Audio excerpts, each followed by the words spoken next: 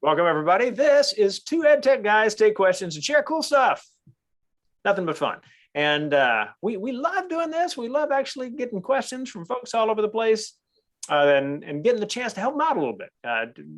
Take different ideas related to technology, education, whatever, and just inflict our thoughts on you. So already turned on the captions? Getting better at it. And we thank you for not just being part of it today as part of the recording, but watching this as a recording. And if you are watching this as a recording, just know that we welcome you letting us know what you think of the program. So at Next Vista, in the upper right of the webpage, you'll see a contact us, and you can always say, Richard Rushton, you offended me when you, whatever, and let us know, and we can make the program better for that. Richard, tell us a little bit about this shindig of yours, Free Tech for Teachers. freetechforteachers.com. I started it back in 2007, right around this time of year, right around this kind of day too. It was kind of a chilly but sunny afternoon that I started it in the late fall, and 16,000 blog posts later, it's still going. I write about all kinds of things that I've done in my classroom and things that I haven't done in my classroom, but I've done with others, and all kinds of good stuff. Very nice. Had to put a little note into the chat about the maker presence we've got. I think we got a number of people here who are makers of one sort or another. Very, very cool to have you in. What did I make? I made a little nonprofit called Next Vista for Learning back in 2005, and still run the thing. It's a video library of videos by and for teachers and students everywhere, free to use, free to contribute to, free to download from, all for student content, all for student audience. All screened. Thank you very much. At any rate, feel free to give nextvista.org a look. And if you want to have students make videos, or you and your colleagues want to make videos to share to help others, let me know. We do all kinds of projects and contests as well. So good fun.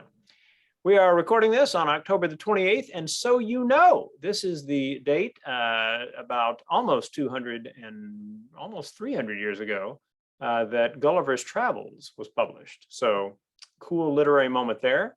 Shout out to the Canadians in the group. Acrobat Jay Cochran went to China and crossed a steel wire over the Three Gorges. I think that's famous for the dam there as well. I'm not entirely sure, of course, why. I suppose, you know, it's kind of one of those because it's there kind of thing. But the thing that I like about the blurb in Wikipedia about this day is that it notes that it was done in 53 minutes. For all I know, a world record, perhaps among all of the people who have done this, which may constitute, say, one. All right. And then in 2002, International Animation Day. How fun is that? And yeah, actually, if you really go way back, it's like here in 1892. This was in Paris, I believe. But there was a performance. We'll call it a performance. Of this guy like showing this animation that he did. So it's kind of fun to have International Animation Day, which is good fun. So there you go. How's this going to work? Well, we're gonna take questions and share cool stuff. It's just how we always do it. All right, Richard, get us going. Let's do some questions. I've got to throw in 17 years and 1 day ago, however, yeah, life in New England changed for the better for almost everyone. The Red Sox won the World Series for the first time in 86 years. And the next day at my school was the happiest morning I think there ever was at a school. So there's that. You've never seen 125 staff members all in a good mood at the same time, except for that morning. That's no small accomplishment. And if it takes, you know, like a curse of the Bambino or whatever it was that resulted in that long stretch without a World Series victory, there you go. There we go. All right. So now let's get to the questions, by the way. Now let's get to the questions. Yeah. All right. Question from Diana. Last week, the district gave each of us tech teachers a green screen, a halo light, and a microphone. No camera or iPad. Do you think I can use a Chromebook or iPhone for creating videos? Can you recommend software or a guide for projects? I wasn't expecting anything like this, and I want to make sure I use it wisely. Well, remarkably, Rushton and I both went to the same place immediately. That's a WeVideo. which you can use to make a green screen video with your Chromebook. You can also, on your iPhone, use the iMovie app and make a green screen video that way if you wanted to, or any kind of video really that way. But also Rushton has lots of good stuff on Next Vista for learning about making videos. So some project ideas there as well, right? Yeah, if you're looking for something free, you're obviously thinning the herd on possibilities very quickly. And WeVideo has a bit of a large watermark on the free version, and you can only do so much of it each month. But you can really use the thing to get to know whether it's the kind of thing you want to purchase. So that makes a lot of sense as I see it. I want to do a shout out to Diana for saying I want to make sure I use it wisely. The wisely part of that, it may sound like I just want to make sure it gets used to some people, but as I see it, it's more a question of using it academically wisely, right? So, whenever you're thinking about videos, scripts, get kids writing scripts. It's the planning piece that does so much to get a kid into a space of really being able to do something well with digital media. Richard, we got so many questions. We should probably try to keep our answers short. Yeah. I don't know that you and I are good at that, but we can give it a shot. Yeah, I also just put a video link in there for it. There is a little hack that I came up with for using Zoom and Adobe Spark to make a green screen video. So check that out as well. Try that. All right, so this question came from Samantha, and she and I actually went back and forth on a few times because it's a really interesting question. And she wrote, I'm a STEM instructional coach who is working with an 8th grade teacher that shared a challenge she's experiencing with her new classroom technology. We moved from smart boards to monitors that have touch screens and convertible Chromebooks for casting to them. She feels her students cannot adequately watch her models solving problems because they cannot see her hand moving across the board. In other words, they just see her pen on the screen. She feels she is writing something digitally and then having to model it on the TV monitor to get students to really experience modeling it. I'm curious if you have heard of this concern before, if you have any suggestions for modeling to make it more hands-on.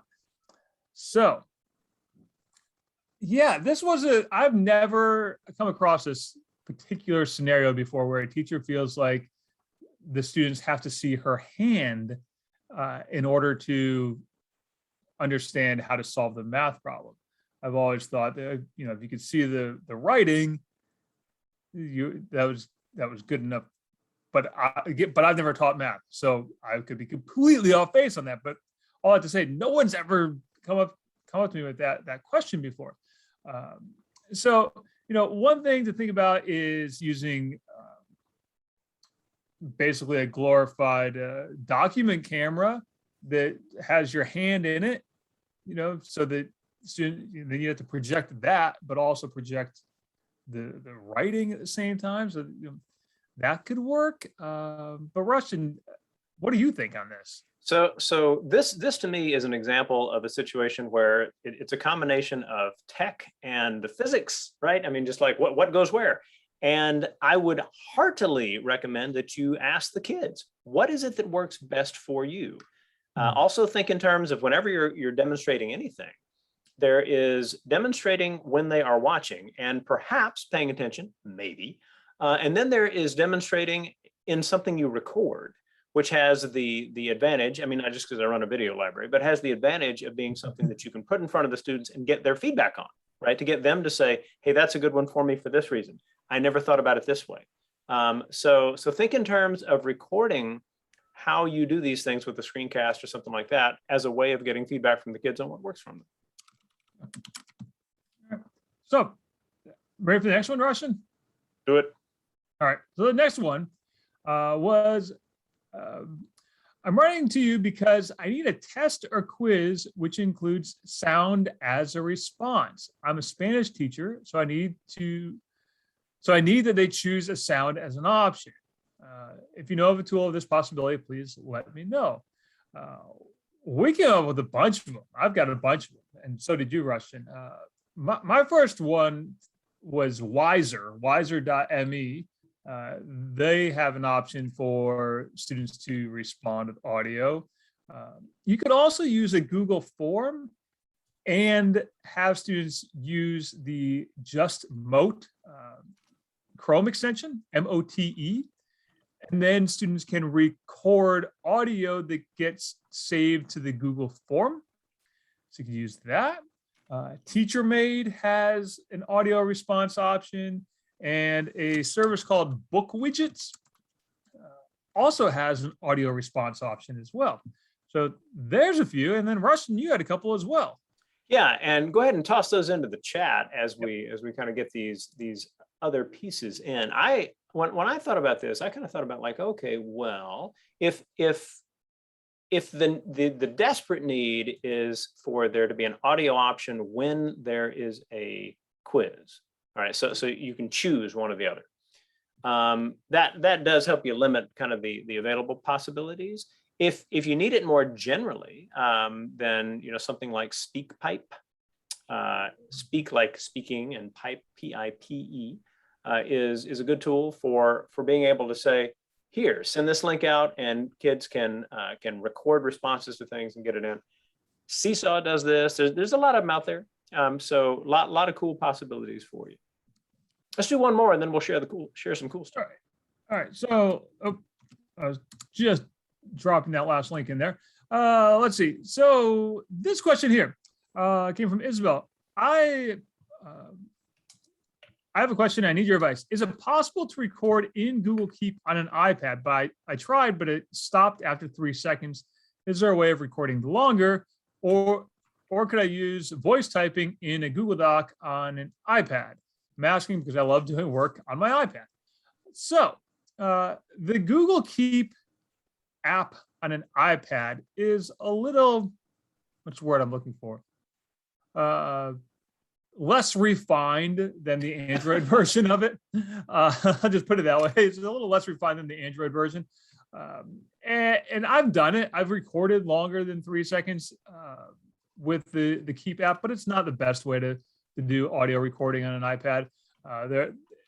There are plenty of other better apps that are designed specifically for recording. And what I would do is, if I want to save that recording in Google Keep, I'd record with a different app and then just save it to Google Keep when it's done. If I want to keep everything in Google Keep, I could go about it that way.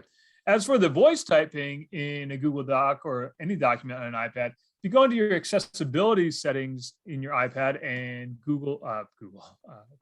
Apple has actually really good tutorials and directions on accessibility settings, you can enable voice typing there.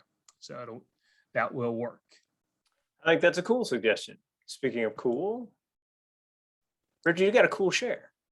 I do have a cool share. So this is, I'm a big fan of Google Earth, but this is a deviation from my Google Earth habit. ArcGIS. ArcGIS has a living atlas of the world, and there are thousands of maps of various data sets. And many of them are updated in real time. For example, there's a real-time map of air quality around the world. And the whole idea is that you can look through this to learn about air quality, or learn about traffic, discover traffic patterns or weather patterns. There's all kinds of stuff, population shifts, and literally there are literally thousands that you can sort through to see what kind of things are happening in the world. Some of the maps are made by Esri, the producers of ArcGIS, and some of the maps are made by people like you and me, who are just really into maps and share them in a kind of a public gallery. But you can filter those out, as you can see right there in the screenshot. You can actually filter them to content that's only been produced by Esri, and content that's only been labeled as authoritative only, meaning it's been vetted by the community, kind of like Wikipedia does a little bit.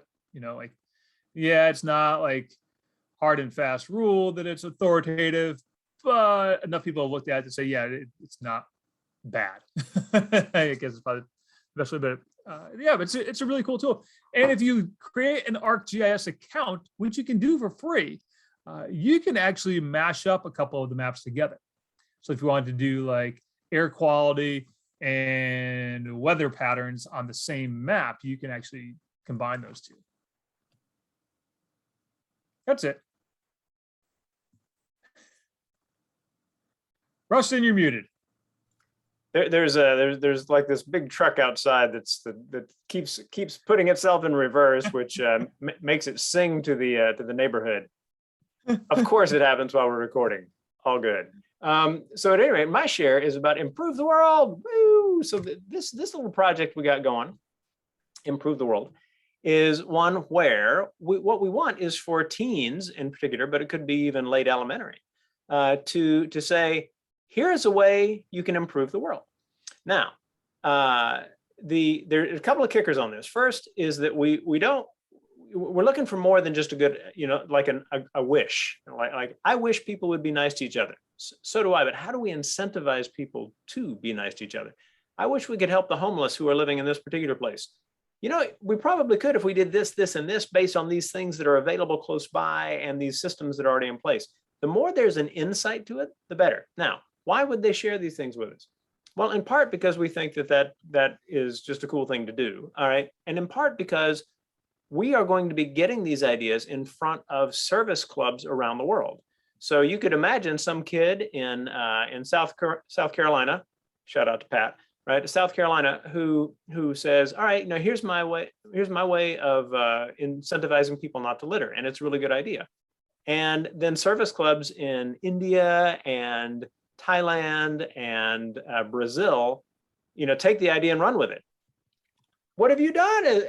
You've made the world a better place. So we're doing this Improve the World shindig. We hope that you will get kids involved. And all they really need to do is in 90 seconds or less, explain to a camera on person, like their face could be on camera or not, doesn't matter, just what it is that they think is kind of a cool idea. And also in the cool space, there is this week's Next Vista inspiring video. Now we have plenty of inspiring videos in our library of videos, but this particular set of posts is designed to take a video that's just out there and to provide a bunch of cool discussion or writing prompts with it. So what we're doing here is there's this guy at Stanford, his name is Manu Prakash, right?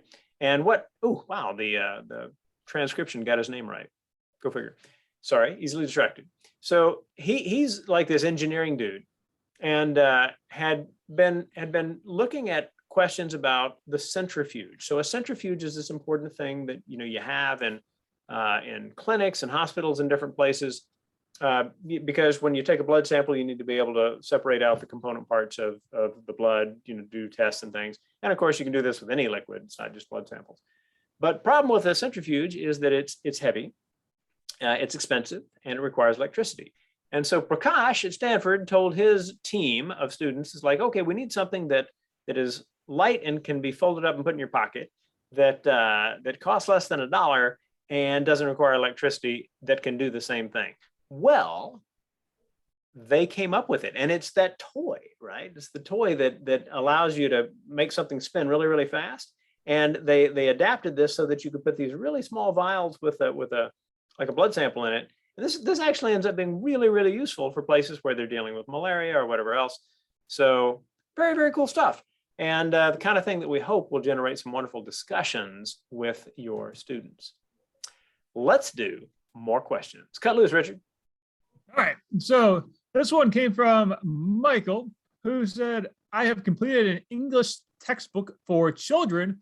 I want to find a PDF maker or /editor to create an interesting ebook. Do you have any recommendations? I'd appreciate it. So first of all, let's talk about an ebook. If we're talking about a true ebook, we're talking about the EPUB format that's designed to automatically resize for different screen sizes and different types of devices, like a Kindle versus an iPad versus an Android device, yada, yada, yada. Or are we just talking about a PDF? Because sometimes people just say ebook as a kind of fancier way of saying PDF, right? If you want to make a real ebook, a couple of things come to mind. Lulu.com If you're planning to publish it and try to publish it for sale, that's a good option. Amazon's print on demand service, formerly called CreateSpace, now it's just called Amazon Print on Demand. They have templates that you can use to format your ebook, and then of course publish your ebook. You do have to, it takes a while because you got to format it. So if you've already written, your book in Google Docs or in Word or something, and then you need to format it so that it fits with EPUB format, you're going to want to use a template from one of those companies like Lulu or Amazon Print on Demand. Otherwise, you'll just drive yourself insane. I've tried it. To that end, I'd also recommend, if you really want to get into publishing ebooks or publishing books on your own, Guy Kawasaki wrote a book about 7 or 8 years ago now called APE, which stands for Author, Publisher, Entrepreneur. And it's a short read, but it's full of good advice about publishing your book. It's got some tips on formatting, about publishing and getting the book in front of people. So those are a couple of options that I've thought of, and I know you have an idea or two as well, Rushton. Or maybe you don't. I do. Trying to save you the singing truck out there. And for me, I think I would point to Book Creator. Book Creator is one of those tools that a surprising number of teachers have not heard of, right? But you can do a lot with it, especially if what you want is to create books that can be made into EPUBs and things like this. But it's sort of like slides on steroids in a sense, right? So you got all these different things you can add to it. And if you're in a space where there's any, there's anything about any problem with using Google tools, China, then something like Book Creator can be a really good move. Yeah, so good one. All right, we're for the next one. Ready for the next one? Yep. Let's do it. This is a quick one. Is the watermark for Google Docs also available in Google Slides? It is not. There's a watermark feature for Google Docs now. Go to your insert menu and you can see that there's a watermark option. I've used it for a couple of documents so far. Can't say that I love it. It doesn't fade enough for my liking. So I tried it with a darker image to use as my watermark, and it didn't fade enough that it didn't make it difficult to then read the text on the page. If that makes sense. So if you're going to use it, make sure you start with a really light image. The question about, can you do the same thing in Google Slides? Not exactly, but Rushton suggested you can change the master slide that has a little, and put a little logo on the master slide. You can do that, but someone could always change it back if you shared the slides with them. But yeah, essentially comes down to what the purpose of the watermark is. That probably gets you in a better space for thinking about that. Yeah, I mean, if you're just trying to watermark it as like draft or confidential, don't distribute, okay, that'll work for that. If you're trying to watermark it to look aesthetically pleasing, that's a different issue. So. Right. All right. Let's keep going. All right, so let's talk about this question. Speaking of Google Docs, this question about fonts. Question is, now that we're nearing Halloween and other holidays, a couple of teachers have asked if they can get holiday fonts for Google Docs. It seems there are a couple of fonts with Halloween sounding names like Goblin One and Creepster from a place called DaFont.com. Mm-hmm. I told them those fonts can be installed in MS Word, but not in Google Docs. Am I correct? And if so, is there a resource for fonts for Google Docs somewhere? So, a couple of things about fonts. Number one, Google Docs, just the drop-down menu for fonts, has a fun little place that says more fonts, and you'll find like 400 more fonts in there. So that's a pretty good start. Like, there's 400 fonts in there. The other those fonts you find on font websites, for the most part, those are made for MS Word, and Google Docs doesn't support importing externally found fonts unless you use some kind of suspect Chrome extensions, I guess you'd say, or Google Docs add-ons, third-party Google Docs add-ons. You could do that. But even if you did that, even if you use one of those third-party add-ons, you're going to run into a problem when it comes to exporting. If you're trying to export the document later, to format as a PDF or to format as a Word document, they're not always compatible. When you get into some of the more outside of the mainstream fonts, you get into some compatibility issues with different document formats. The other thing to keep in mind is accessibility, right? Like, it can be really fun to put in a cool, holiday themed font, but if all your kids can't read it because it's so wing-dingy, for lack of a better term, or it can't get picked up by a screen reader or any kind of text to voice thing, then that's going to be an issue as well.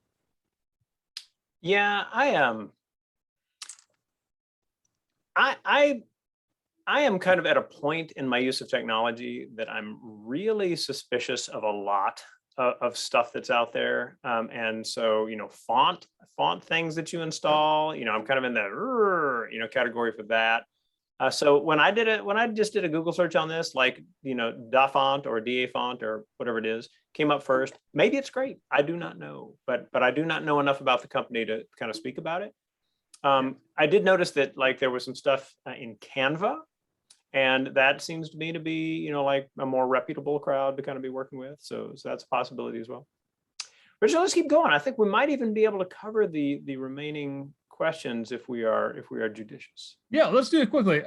Let's get John's question because he's here live right now. Yeah, John, you're awesome. And by the way, John also added a great link to the chat a moment ago so that you can browse all the Google fonts. All right, so fonts.google.com. John, excellent.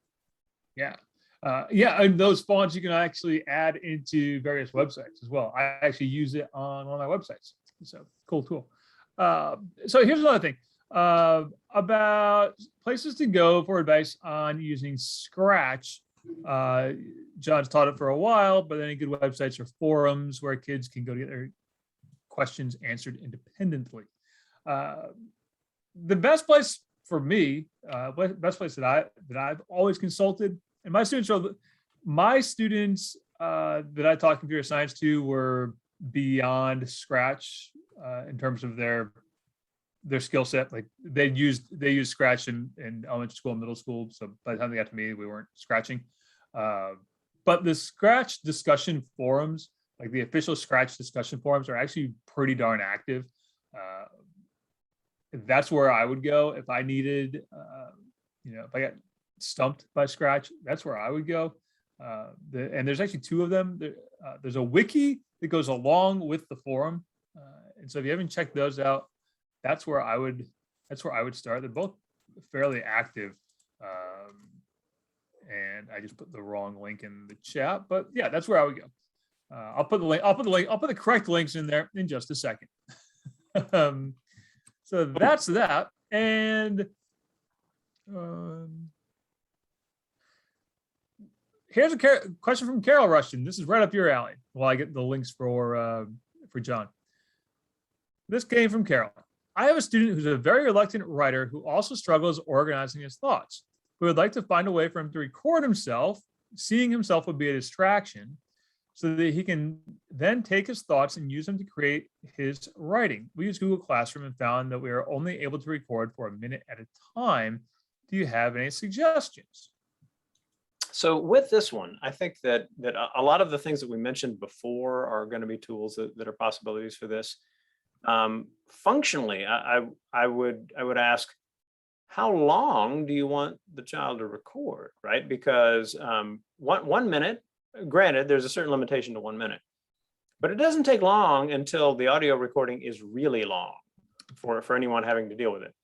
So SpeakPipe, I think, has a 5-minute limit, or that used to be the limit, maybe it still is.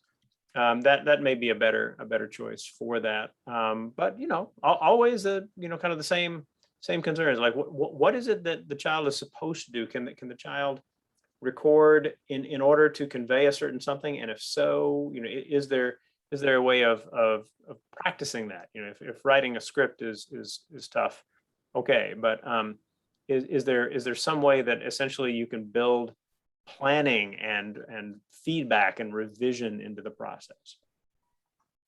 Richard. I would throw in, if you wanted a little bit longer audio recording, there's two things to think about. One, and I've mentioned it before in these webinars, is GoSynth, GoSynth.com. I'll put the link in the chat. What it's designed for is kind of like Flipgrid, but audio only, in that you or your student can start a conversation, an audio conversation, and you can reply to them with a voice comment or a written comment. And Synth has really focused on becoming a tool for that type of coaching, if you will. So you can have, it's an asynchronous audio conversation that you can create with your students. So I would try that. You could also try Flipgrid just without the camera turned on, just leave the camera off. Good. GoSynth will let you record for longer than Flipgrid will, but you can try either one of those. Well, y'all, we've gotten to that point where we wind everything down. So, newsletter. I put out a newsletter each month. It's got all kinds of cool, fun stuff in it, and you could win a Starbucks card because why not? Oops. That's how you get to that. Then I've written some books. Give those a look if you're curious. All of the proceeds help my little nonprofit. And there is this gem from Richard. Sorry, I was reading the chat. Apparently I can't read two things at once. I was reading the chat. The Practical EdTech Handbook, it has 70 something pages of my favorite EdTech tools, tips, and strategies. It's free. Just sign up for my newsletter and you'll get a copy emailed to you. And if you're already on my newsletter and you didn't get the copy for some reason, send me a note and I'll send you a copy of it. It's a PDF. And updated annually, I believe. Updated annually. I updated it back in late August. Awesome. Oh, yes. And it was my birthday 2 days ago. Thanks, Judith. Hey, happy birthday to you. Happy birthday to you. Happy birthday, dear Richard. Happy birthday to you. Bye. All right. Thanks. You can check out my YouTube channel. I've got literally 1,000 tutorials on all kinds of things in there. I just made one this morning about using Google Books, an updated video about how to use Google Books. Nice. Cool. Well, guys, we've come to the end of another Two EdTech Guys Take Questions and Share Cool Stuff. Our next episode we'll record in 2 weeks. It'll actually be the only one we do. In the next 2 months, we're only doing one a month because of holidays. So in 2 weeks, which I believe is the 11th of November, we'll do another one. And then we'll do one the first week of December, which I believe is the 2nd. But I'll get that out in little things I send out to remind people as well. As always, if you have questions, feel free to send them our way. We hope that you have gotten something out of what we've done today, what we've shared, and having registered for it, I will email you with a link to the slides and to the recording and to all of the links we mentioned that I managed to feverishly get added to the link document as we went through this. So with that, take care. I hope that you are out and about making great things happen in the world with your students, with those around you. Spread peace and goodwill and love and those kinds of things. And we will see you next time.